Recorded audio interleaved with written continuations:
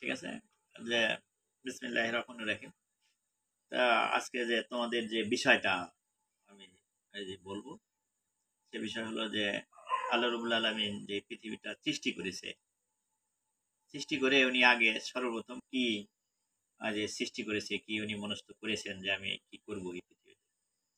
আল্লাহ রাব্বুল আলামিন এই পৃথিবীতে এই মানুষ সৃষ্টি করেছে সর্ব অগ্রে, মানে সবার আগে মানুষ সৃষ্টি করেছে। কিন্তু প্রকাশ দিয়েছে সবার এই যে পরে। যেমন আগে সৃষ্টি করেছে জিন, ইনসান, এই যে ফেরেশতা, জামাদাত, নাবাদাত, হায়ানাত, ইনসানিয়াত। এই সমস্ত আল্লাহ তাআলা সৃষ্টি করেছে। আর এগুলো সৃষ্টি করেছে শুধু ইয়ের জন্য, এই আদম যাতে এই পৃথিবীতে এসে তার যেন কোনো অভাব-অনটন দেখতে না হয়।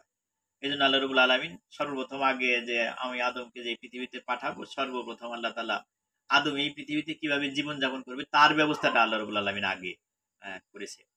তো যাই হোক, আল্লাহ রাব্বুল আলামিন উনি কিভাবে সৃষ্টি করলেন তার সৃষ্টির যে সম্পর্কে বলা আছে পবিত্র কোরআনে।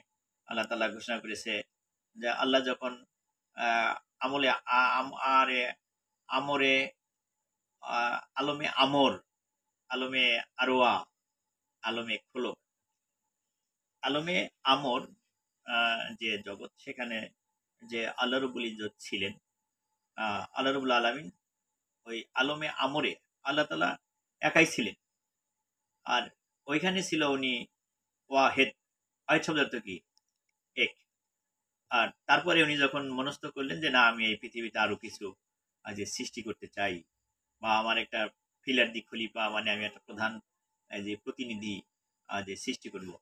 আল্লাহ রাব্বুল আলামিন যখন মনস্থ করলেন, মনস্থ করে উনি যে কুন বললেন, কুন বলার সঙ্গে সঙ্গে ওয়াহেদ থেকে আহাদ হলো। ওয়াহেদ শব্দ অর্থ কি? এক। আর আহাদ শব্দ অর্থ কি? একক। এ ক ক, একক। মানে এক আর ওয়াহেদ, ওয়াহেদ আর হলো আহাদ, দুটো জিনিস কিন্তু এক না। একটা হলো এক বচন, আর একটা হলো বহু যে বহু বচন। বচন। তো যে বহু বচন হলো এ ক ক, একক। এই জন্য ও যে ওয়াহেদ থেকে আহাদ, আহাদ থেকে আহাম্মদ, আহাম্মদ থেকে রুসুল। আর এই যে রসুলের গুণবাচক নাম হচ্ছে মোহাম্মদ। তা আল্লাহ রবুল্লা আলমিনের এই হলো যে ইচ্ছা, যে উনি যখন ইচ্ছা করলেন তখন কুন বললেন।